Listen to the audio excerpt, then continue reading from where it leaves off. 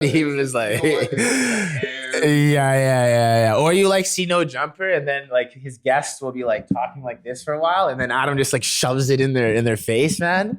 Because like, they can't notice that. Like I'm wearing the headphones, right? So I can hear, right? But a lot of the times they don't notice that shit. And then Josh, the guy who does their production back there, I don't understand. Sometimes he doesn't say shit. Yeah. You know what I'm saying? Ace, you take some videos, obviously. Cool. I got a camera on me also as well. Perfect, sweet. All right. Because this is kind of like a new style of interview you do, you know, the one-on-one kind of deal. Like usually it's like you'll sit beside them, or maybe like one off to the side and one in the middle. Like since you started this setup with, I saw the Off Saints photographer. Yeah. I was like, yeah, it makes more sense for one-on-one style. So I was like, I screenshotted it, and when I showed up, I was like, I'll make a mention of it, but it was already set up like this. So.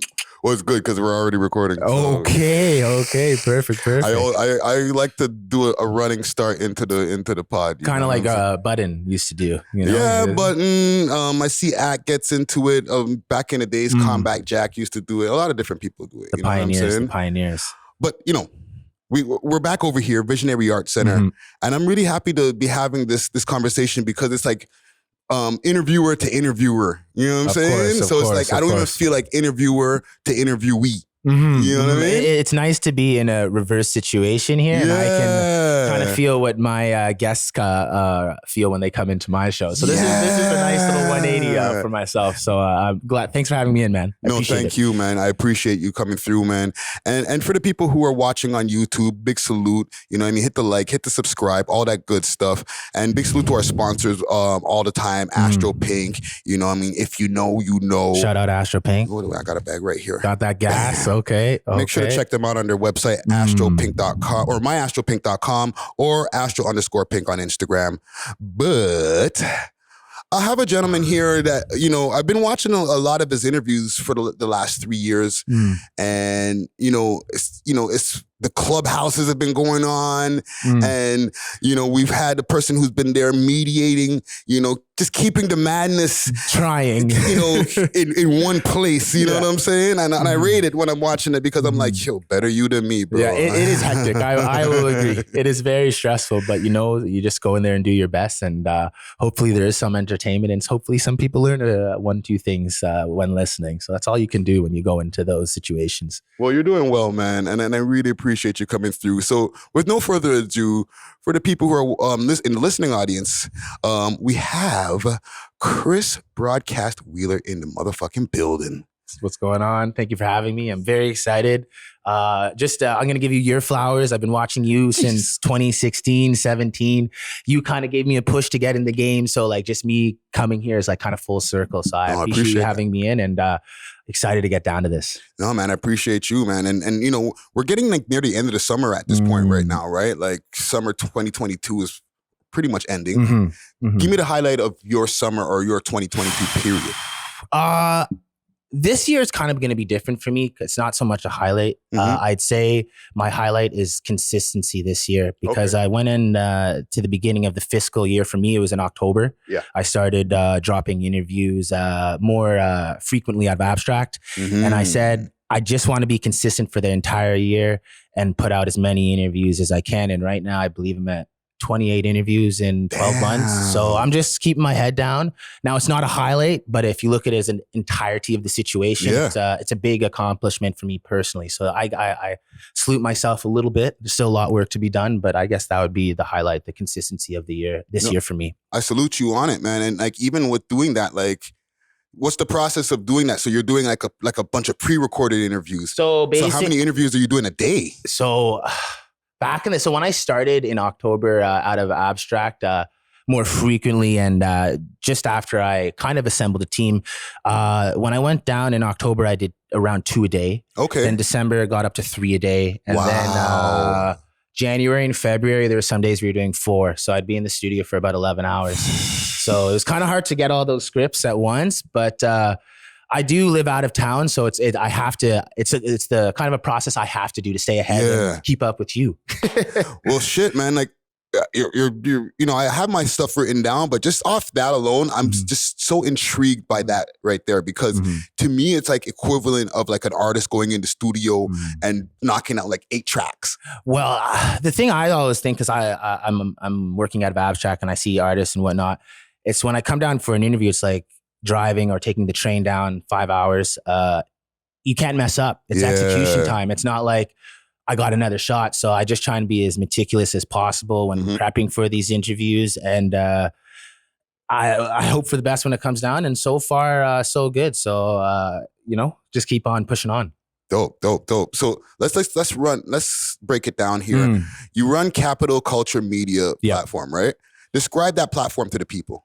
So basically, it started out after I left CTV National. Okay. I saw a bunch of people in the game that that inspired me, and I wanted to kind of jump out like Akademiks, no jumper. So after 2017, 2018, I left CTV National, and I kind of just started the YouTube platform. And then it was kind of for the first 12 months, like everybody is when they're starting a project, it's learn as you go. And you like at first, if I had to look back at my first interview 3.5 years ago, it's a bit cringe, but at least I got there and started, and I kind of just built off that. And if you circle around to now, I have a full team and they're a great bunch of people, and I owe it all to them, and all I want to do is work hard for them. So I guess that's how I kind of jumped off into capital culture. Now, my vision for it is somewhat of a no jumper Akademiks, a media platform to build out, but one step at a time, if you will. No, definitely. And you mentioned that, you're coming from out of town, right? Did you grow up in Ottawa, or like you just live in Ottawa? I grew up in Ottawa from a young child, I believe, or I know. And then I came down to Toronto for school for 3.5 years. I took broadcast journalism out of Humber, Lakeshore, and North Campus. So I did do my due diligence in the city. It's not like I was just coming to the city and trying to pick off interviews. I lived here for 3 years. Between 2015 and 2018, when we really started to heat up in the underground scene with all of the artists, as you know. So I kind of was in the middle of that. And that's where I got my love and passion for the music and to get my platform, Capital Culture. Okay. And even like going back a little bit, like what was life like for a young Chris Wheeler in Ottawa? Well, I'll say this. When I moved down to Toronto permanently in 2015 for school, the diversity is a lot more prevalent here. In Ottawa, it's not as diverse. Like I grew up in a predominantly white neighborhood, upper class and whatnot. I went to a school where there was 7 to 10 black people, So for I say from grade 6 to 12, I didn't notice it, but I feel like as I became an adult, there was things that I was like, oh, that kind of did affect me, this, that, and the third. But I guess I have no complaints. I will just say it was different. Yeah, and I'm assuming you're biracial, right? Yes, I'm Brazilian. You're Brazilian. Interesting. So, like, what's the mix? Mother Brazilian, father Brazilian. Like, how did that work? I'm pretty tight knit about my family, so I'll just keep that to myself. But no. But I am Brazilian, and that's my mix. Okay, well, I asked that to ask because as coming up, in a dynamic in school and stuff like that, where you're in Ottawa, and I can relate because where I grew up in Montreal, I went to a school where that's a tough spot to grow up. Well, as a black man, so and I was in a neighborhood. There was like in my school, I went to a school called Chambly County High School. Okay. First of all, there's county in the high school. Je parle français. Okay. Right? And with that being said, I was like one of maybe 10 people in the whole 600 population of black people. So you get it. So I understand, right? Did you experience people like having overt or low-key racism towards Now, you? listen, a great question. Now, I won't dive into it too much because I want to keep about the music and this, that. But I will say, I want to know about Chris. No, 100%. And the music. No. I'll say this. I feel like in Canada, it's polite racism, or it's not as out in the open. Yeah. So it's a lot harder to combat, and you still feel it, but it's a lot harder to be like point. I'll leave it at that. But it did wear on my mental, but you just got to keep working harder and plowing through. But it definitely, I definitely noticed it. I'll say that. Yeah. So you moved to Toronto. You started going to Humber, right? You're studying journalism. Yeah. How did you do that transition from studying journalism to getting a job at CTV National? Good, interesting story. So when I first graduated, I moved back to Ottawa. At that time I did 3.5 years with a co-op in the city at a radio station, and I kind of wanted to come home, see my family. I did a lot of traveling as a young youth, so I wasn't really in the city a lot growing up. Right. So I moved home, and I got a middle of the, what's the terminology here? Just a low-end radio job at a top 40 station. And that was my first hire out of school. Okay. I grinded that. Tough job, but you got to pay your dues like everyone. After 6.5 months. And sorry to interrupt you. What were your duties there? So I was helping the music manager, the music selection. You know the program Music Selector? Yes. That they use to play the top 40 songs, how they're programmed into the radio station with the commercials. So I was helping him, and that was a bit of a tedious job, very interesting, and I liked the atmosphere of a radio station. But it wasn't, I didn't get paid too much as like when you move to CTV. So I guess I worked 6 months there, and then I was applying. I got the interview, and I was the only person with a college degree that got hired at CTV. Everyone else had university degrees, but it was very competitive atmosphere, corporate media. I don't know, like if you feel the same outlook on that, but it's very cutthroat, if you will. Yeah, well, I can see it from the outside, and I've heard some stories.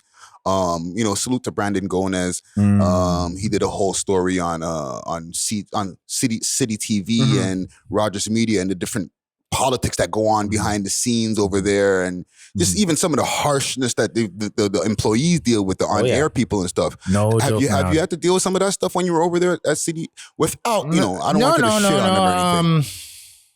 I got letters of recommendation when I left, so I can't say too much. I will say every black man in North America feels that when they go into a corporate job. That's just, we're not going to deny that. Yeah. Now, to what degree that differs throughout each person's job, but it wasn't too bad. But I definitely know other people that have risen that point that you just said. Yeah. So 3 years ago, let's say, you started the YouTube channel, yes, Capital Culture. Absolutely.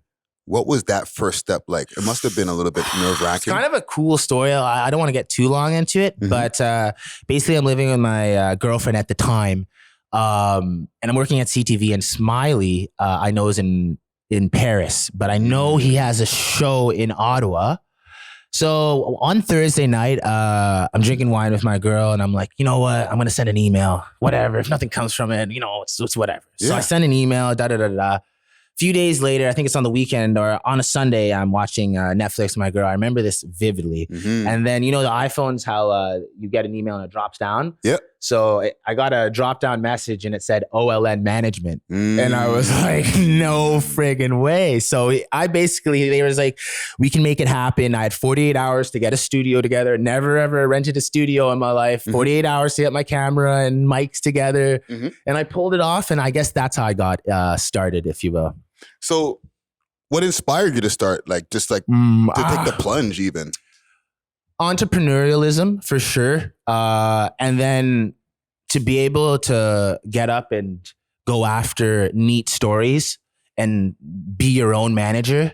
As much as I was in love with broadcast from the beginning, I did want to, I saw like Joe Rogan, I saw Akademiks, I saw Adam get out and start podding and making a living off it. And I was like, let's go get it. Yeah. So that was, I saw that and I just wanted to go out and start it, and here we are. Even skills are always transferable, right? And coming from a corporate background, coming from a broadcasting background already, and then going into like your own independent thing. Tell me some of the skills that you transferred from what you learned before and then into what you're doing now. Honestly, so I used to interview like Doug Ford. He'd come on the show. I was a B mic. I wasn't on an A mic. Right. And politicians. A mic, B mic. I know what that is. Yeah. But let's explain that for the people. So A mic is basically the main host. A B mic would be the co-host, and a C mic would be like Angela Yee. Okay. She just got her new show as A Mike, as we know. She just left the Breakfast the A Club. Mike. B Mike is actually Charlemagne the God. Yes, absolutely. And C Mike is exactly. So basically, I was the C, B, depending how many hosts we had at the time. And I learned to pick my spots with the questioning, but I did learn when I came over and started doing, let's say, up and coming superstars. There's a little bit more ego involved. So it was a little bit more wild, wild west when I'm like sitting down with the top 5 or I'm sitting down with like a Casper, you know? Yeah. It's a little, the intricacies of interviewing change a little bit. It's not like doing a corporate interview where your guests may know to take cues a little bit faster, or your guests might want to go on a rant when you're doing our business, you know, and you got to back up.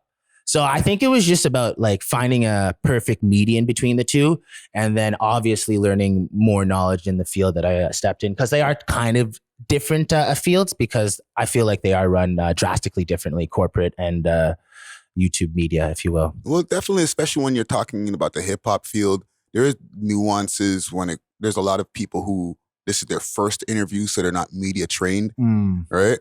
So I definitely can see what you're talking about with some of those, you know, you're not ready for that, but Doug Ford, he's done a million interviews in the last month, and he knows what to expect, basically. And then Doug Ford's not going to yell at you and tell you to act stupid. No, you know, shout out my guy. But it's more exciting. It's even more exciting. So there's so much. I wake up every day and excited for what's going to happen next in this industry, as opposed to CTV. I was still excited, but the adrenaline wasn't there. You know what I mean? Yeah. No, I feel you on that, man. And you did an Akademiks interview super early in the game, bro. Yeah. How did you score that, bro? Okay, so this was after I did my little TJ interview. I think also in October. Big. Yeah. So I started working alongside a quite large media conglomerate. At the time, I'm not going to drop names, but they were quite huge. And I worked with them for about 3-4 months, and they had a close relationship with Akademiks. Right. Now, he was coming to town, and we were quite busy that weekend doing our own thing. But I asked permission from the conglomerate. Could I reach out? They said yes. Surprisingly, I sent a DM, man. And I was like, I'm working with so-and-so. I know you're coming in to shout out Up Next 6 to do a conference. Could I give a little 1-2 interview with you before the conference? And he's like, yeah, sounds good. Let me just check out with Up Next 6. And thank God they said yes, shout out Up Next 6. And they allowed me to have a quick little interview. Now, the full thing I'll drop this here. The full thing is 20 minutes. I only released 4 minutes.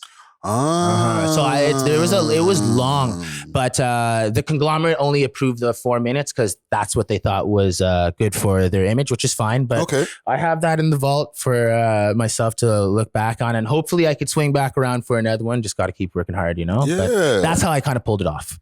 That's interesting because it leads me to one of my questions I have a little bit further down, actually, about cutting content.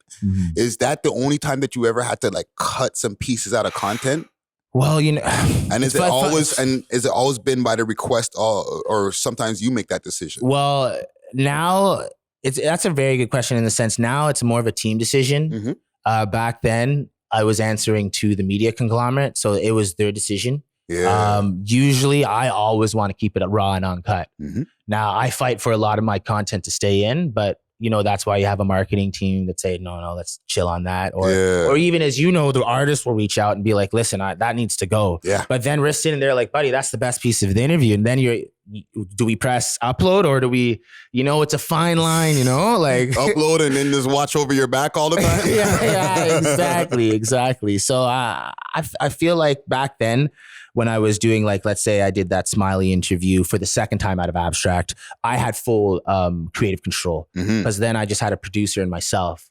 Now my team is about 4, 5, 6 people. Nice. And everyone has a say. And I don't really push back because that's why I brought a team on to hire, to cover expertise that I don't know. So I feel like it's more of a team decision now, but back then it was a little bit more Wild West.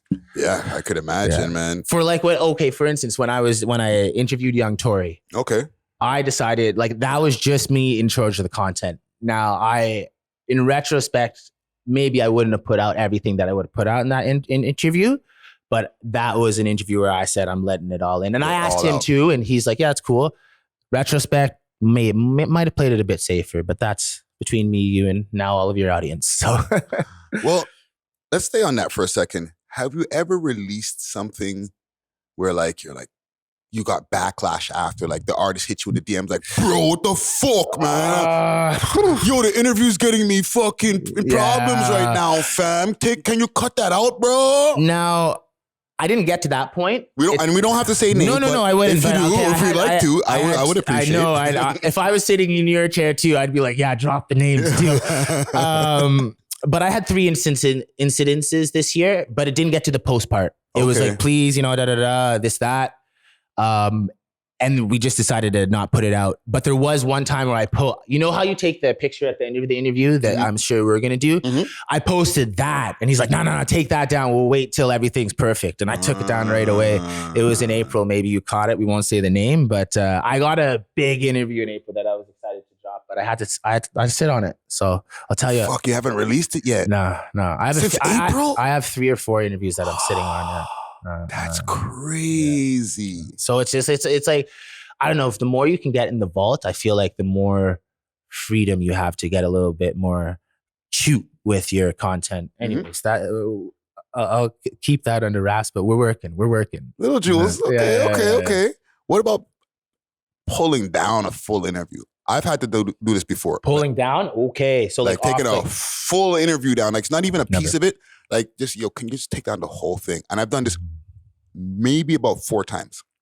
No, I haven't pulled down. I haven't pulled one down. Now I've fought with my team pretty hard that I wanted to post it because it was great content. I'll give you a little jewel. The person that I was interviewing had a story about Chief Keef, and I really wanted to put it out. Yeah. Anyways, I'll leave it at that, and we didn't put it out. But I never put something up, and the artist called my team like, take the fuck down.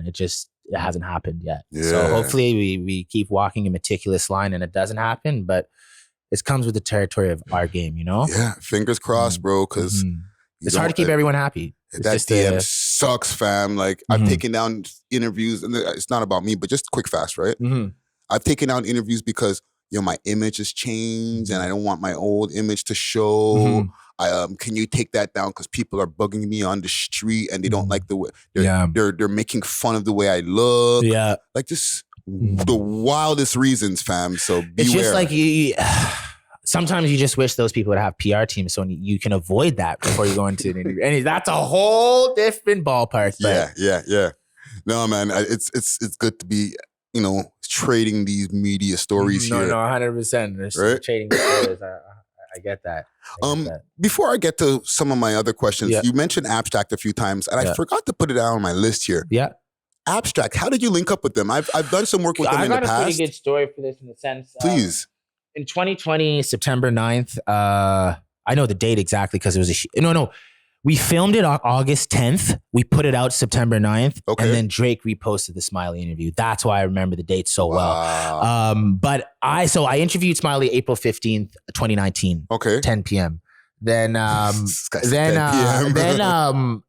10th, I was like, yo, I need a video interview. So I think in July that year, I hit up Glizzy, the management, and I was like, yo, can we get one done? I'm working with shout out Rap Season. I will say I will drop their name, treated me really well. Shout out the founder behind them. But sorry, I lost my train of thought here. So like with the you're talking about the Smiley interview. Yeah. So I was like, I told Glizzy I'm working with Rap Season. Do you think it'd be okay if we got an interview?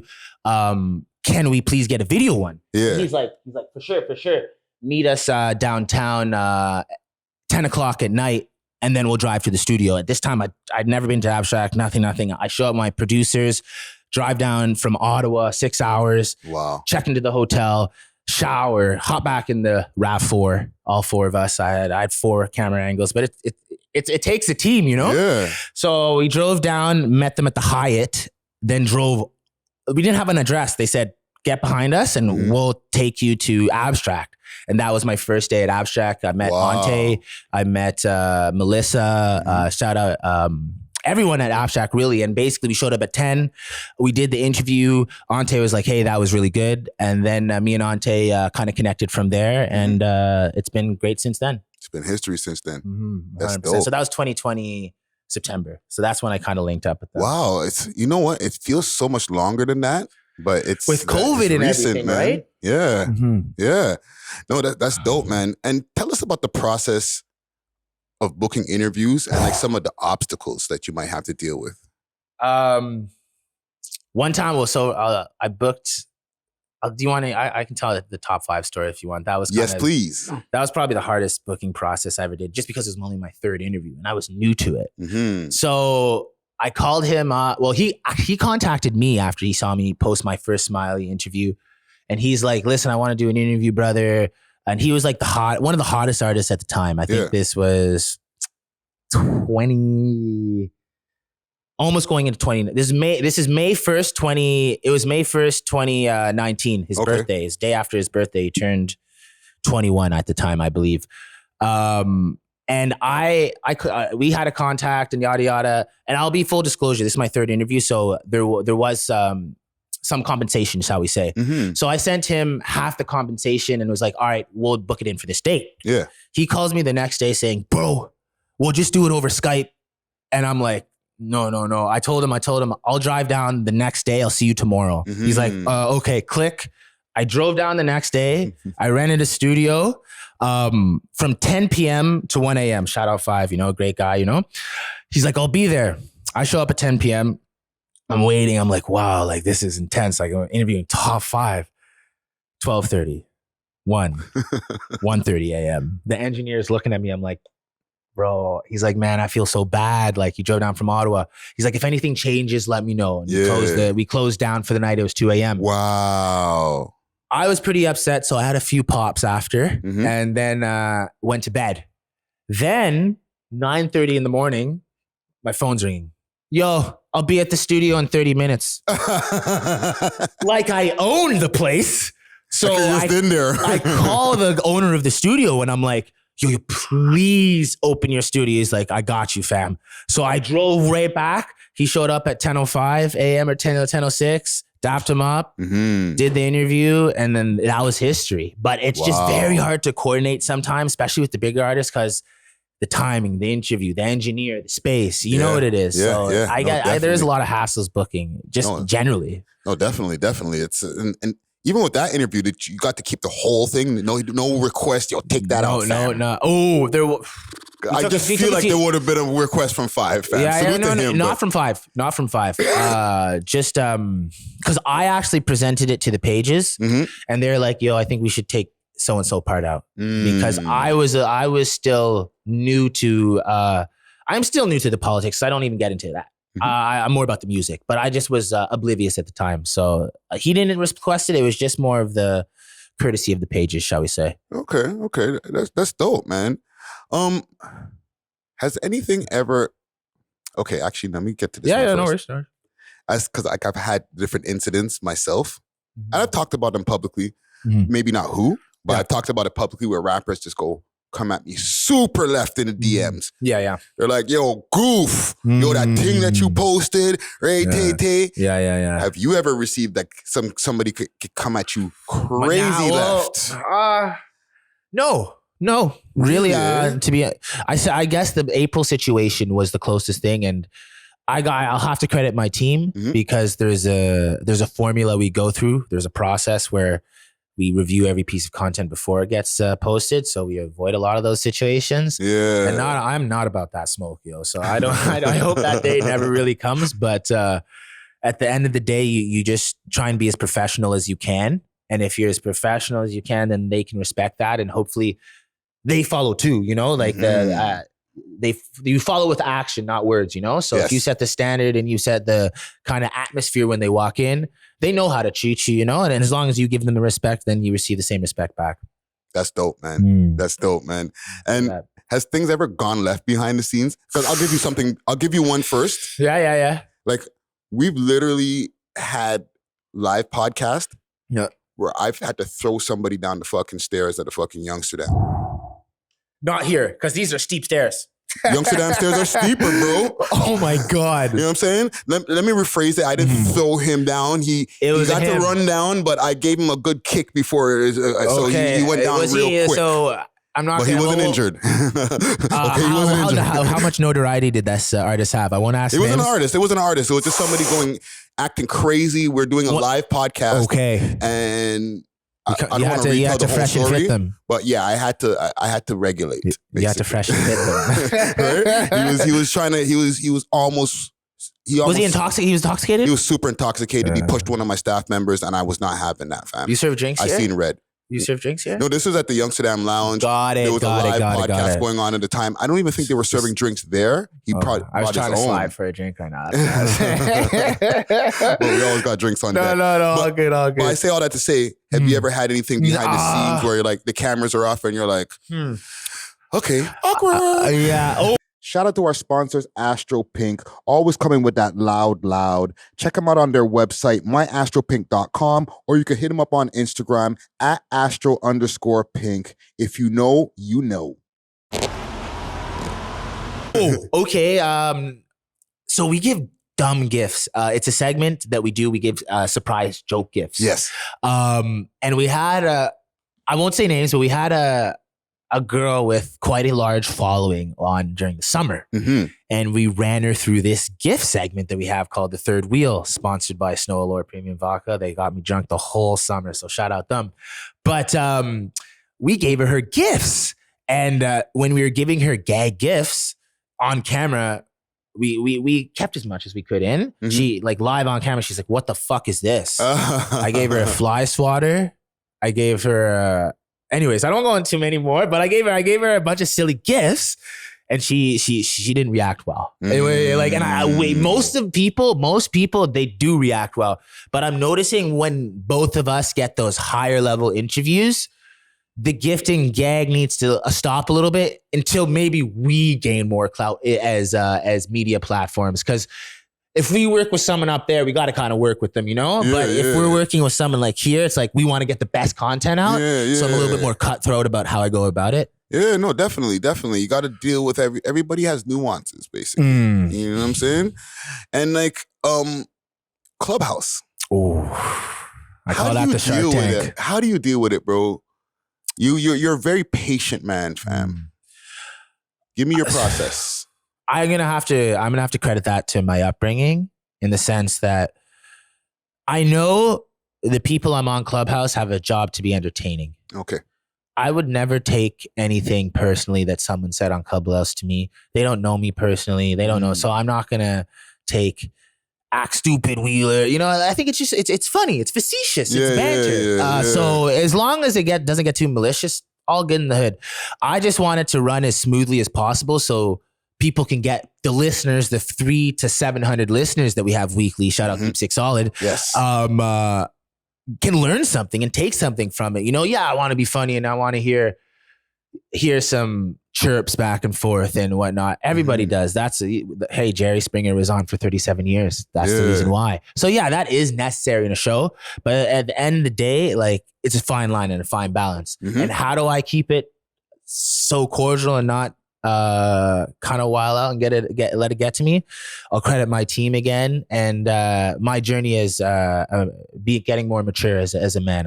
I'll say, and I'll leave it there. I rate it, bro, a lot, man. You know what I'm saying? Like, I try my best. Yeah, man. Like, you know, when it comes to dealing with this, like, something that's going on live in the moment, it takes nerves also to be able to navigate. Exactly. There's no editing control over it. And people are clipping and clipping and clipping. So it's like, you know what? So sometimes, like, I'll give a little gem here or just a little insight. I sit down at my desk at home and I go, all right, here we go. And then I jump in the room and the rest is history, kind of deal. Woosa. Yeah. Exactly. Serenity now, kind of deal. So I do my best, and I won't lie to the community at home. I might pour a drink or two after, just to relax. Hey, take the edge off, bro. They get intense. I messed with it, man. you've met a lot of people. You've been able to do a lot of things as a young man, right? I feel like the audience would love to know what your networking technique is. I'll be honest. I think I'm quite a comical guy. I'm going to credit to the surroundings and atmosphere that I was growing up with. My parents did a lovely job at socializing me young. My mom was head of a lot of fundraising committees on hospital boards growing up, and she took me to a lot of galas from 4 to 9, 10. Yeah. So I was always forced to talk to a lot of people. Nice. White people as well, predominantly white people. Yeah, you know? yeah. So I guess from a very young age, socializing was a part of my life. And then I was good at it. And I wasn't good at a lot of other things. So realizing that as a young man, you know, I kind of felt like, okay, let's stick to something I'm good at. I'm not good at XYZ, but if I can build a big enough network and they can support me and hold me up until I get going when I'm older in life, I knew I would, if between 18 and 24, if I got the right people around me, I knew I could take a little bit more runway between 24 and the future to take risks like this and keep my head down and keep working hard. So hopefully those people are proud of me and everyone gets to see me rise, kind of deal. Oh, that's dope, man. Yeah, man. I feel like the people need to know, like, sometimes the ways that it comes easy just to talk to people, because it's important in our industry to have a network. Not to cut you off, but that's why I was. It is very, people listening at home, go out to those social events, go make your connections, go get those Instagram handles. For instance, I was at a concert Tuesday with NF Portion. Shout out him. He just rocked a show with OGZ. And I went because I love the music. And I'm a big fan of Portion. But it's also, as we know, part of the job. Networking opportunity. Like, it's a show. Do I want to go have a 1-2 little drink, and relax? Yeah, I'd like to. But no, I'm going to sip my water and I'm going to go and make the right connections. And there's time for fun.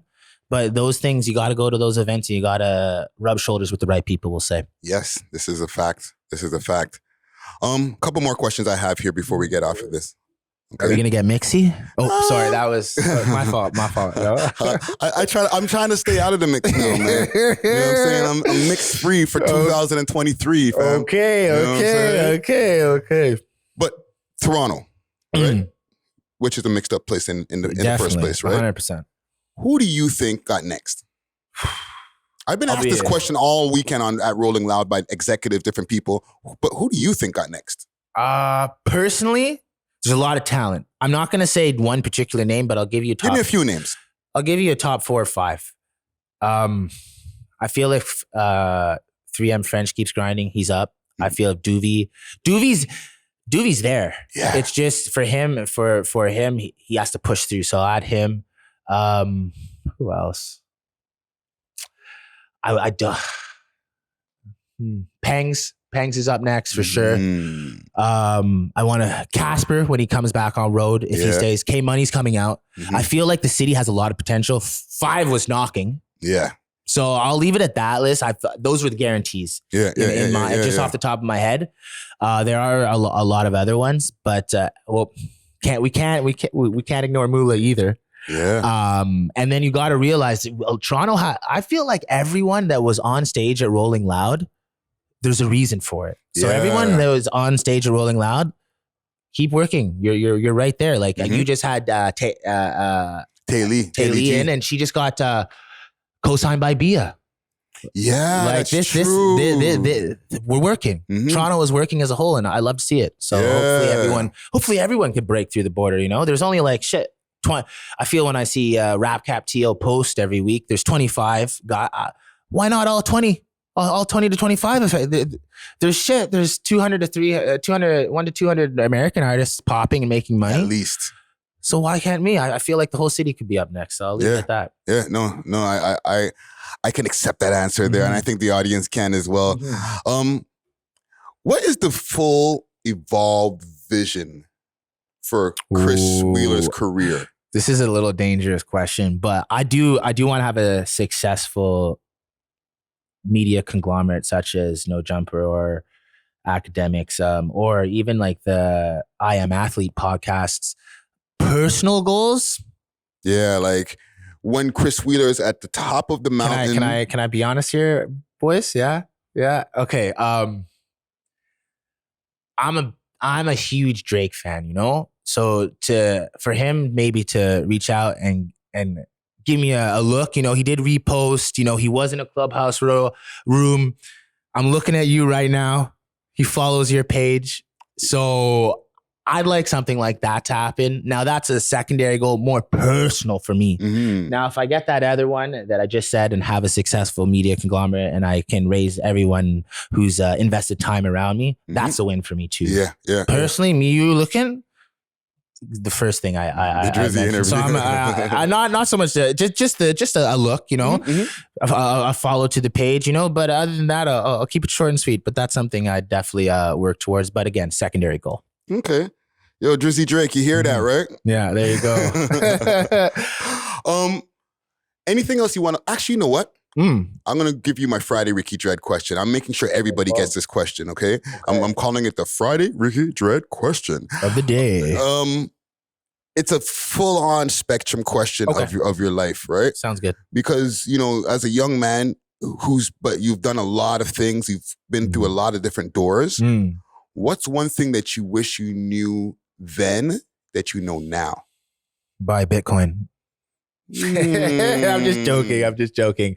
In terms of, would you want me to relate it to my just anything, like, you know, you've learned a lot of stuff over the years, right? Patience, and I'm still working on it. But if I can continue to work on it, patience and consistency. But as I just told you, I feel like I've been pretty consistent this year. But patience, and I'll go more in depth. Patience and in when it comes to the context of letting things grow organically. I want it always now. I always want the next thing, the next thing. And like my mentors around me, I was like, you gotta chill, dog. I'm like, what do you mean? What do you mean I want to chill? I want to get out and get the next thing. So I guess that would be the thing I'm still working on day to day. Everyone's working on things day to day, but that would be mine for sure. Patience. Yeah. Hey, man. What about, what's yours? Ooh, not so easy. You know what? I asked that question, like, I feel like maybe 3-4 times a week, and I don't even know what it is for myself. But if I was to really think about that, what that is, it would be a question. It would be an answer that somebody else gave. Salute to DJ X. That I wish I knew back then that everything was going to be okay. As a man in my 40s now, those things that back then I thought would be the end of the fucking world. You know what I'm saying? I've gone through mad different situations, robberies, incarcerations, all types of shit. And if I thought that was the end then, I should have just realized everything would be okay. Yeah. But if you can be triumphant over that, you know what I mean? I'm sure this is, I don't want to say a cakewalk, but my question to you, I just have a question. For you. When did you start? You started 2015, correct? As far as the podcasting? Yeah. The podcast itself and the network started in 2017, in February of 2017. Okay. As far as me doing interviews, I've been doing interviews maybe since 2013, 2014. Got it. Okay. Okay. Just as like extra content around my music. Was it hard to jump off? Especially, but was there, let me ask you this, was there social pressures for you being like, let's say 35, 36, to jump off and start a podcast? Now, a lot of people would say it's pretty high risk. How did you deal with that? I'm a podcast consumer. So most of the people who I've came up on listening to podcast of, right? And I'll emphasize listening to podcasts, right? Because like I listen to all of my favorite podcasts. Yeah. So they were all older comedians, you know, like I mentioned earlier, Combat Jack, Dante Nero, who's a comedian who's in his 50s and stuff like that. These are the people who I'm listening to on a regular basis back in the days, right? So it was never a thing of, am I going to be too old for it? Stuff like that, right? Okay. Because I feel like the people who are the voices in the culture are actually in my age group. Agreed. Right, because the experience needs to be had to be able to get that's okay. That's a full circle answer. Good point. You know what I'm saying? Good point, you know? But I will say that to say this. A lot of you had a big track record as well too. So you were in the game rapping. Just kind of you were rapping early. I rapped. I managed people. I was an executive producer. So I've had a lot of different hats. So when I'm interviewing somebody, I'm using all of those different pockets of my brain to maybe try to get some information out of them for the audience about it, right? If I'm talking to a rapper, I'm like, how was your studio's experiences compared to the ones that I've had? What's been your favorite interview in the last 5 years? Okay, I'll answer that, but I want you to give me the same answer, okay? Because this is your interview. I've been watching you through the screen for so long, you know. I finally get you in front of me. I have some questions as well. My favorite interview, I've said this before. One would be the Smith & Wesson, which is a group from back in the days, a group from Brooklyn. They have songs like Bucktown, Soundboy Burial. Might be a little young for me. Yeah. They're from the 90s, right? So, but it was just an honor for me because it was early. It was episode 30. This is before anybody was really onto us. And they said yes. You know what I'm saying? That is big. Getting a big, it's something. Getting a big bite early, like there's nothing like there's nothing like that feeling, man. In my brain, I thought it was gonna do crazy, but it didn't. You think you're next up every time, you know? It didn't happen till like 17 episodes later with the Bizloke interview. But to answer as far as my favorite, I really don't have a favorite, bro. Okay. I have so many conversations that I have in my brain over the years. You know what I'm saying? Like, you know, I can say favorite location. Yeah. The Smiley interview that we did over at 40 Studio. Yeah, that's crazy. So I tried to. So you did that, right? And then when I was trying to set up that Smiley interview in September, I nudged Glizzy. I was like, I seen Friday do it at 40s. I didn't get it. You know, I had to shoot though. I had to shoot. Anyway. Well, you know, that's partially off of my personal relationship. Of course. Right? Also, I have on my bucket list just to throw that in quick. You know, the Drake interview, right? Yeah. Because, but I remember. I want to just interject here. You were frustrated. I have a very good memory. You were frustrated when you started the podcast and you did it for about a year, 2 years, and you made a call out video to him. You're like, you're not supporting me. Yeah, you remember the video I'm talking about? Needing you. And then it worked. I seen it. I'm like, that's not gonna work. And then it worked. So there you go. You know. Okay, it did work, but in hindsight, have you had a conversation? Yes. And I won't give the details of the conversation. Of course not. But I did have a conversation right after the follow. Got it. What I will say though, and I don't think I've ever said this on camera, I actually kind of regret the reason for the rant. I don't regret the rant, but it's not his obligation to fuck with anybody. It would be great, but he doesn't have to do anything. And I felt like I was kind of wrong in the way where I was like, yo, he's not supporting it. You know what? Whenever the fuck he wants, he could do whatever the fuck he wants. You know what I'm saying? Because it's like, I feel like now as I've grown in the game, there's people who may feel the same about me. And I'm like, fuck, I don't even know that you're shitting on me. Yeah. Or I don't even know that you're mad at me. Yeah. So, you know, I'm not saying I'm in the same position as him at all. Of course, but the levels, I get it. You know 100%. So salute to the boy. But, salute to the boy, you know, El Chico. But favorite interview for you? I will say,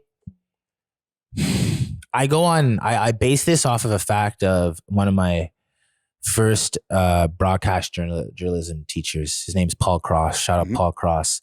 And when I was learning from him, and he was always a big proprietor on going after the story. And when Casper, shout out Casper, he went in to jail on May 18th, 2018, yada, yada. And then I started in 2019. I'm seeing all of this.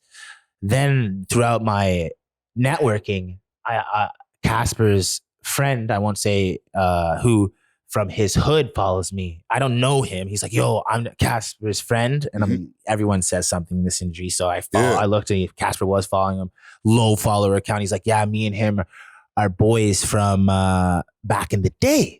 I'm seeing what you've been doing for the last year. When he gets out, I'll make sure you are his first stop. Now this is 2020.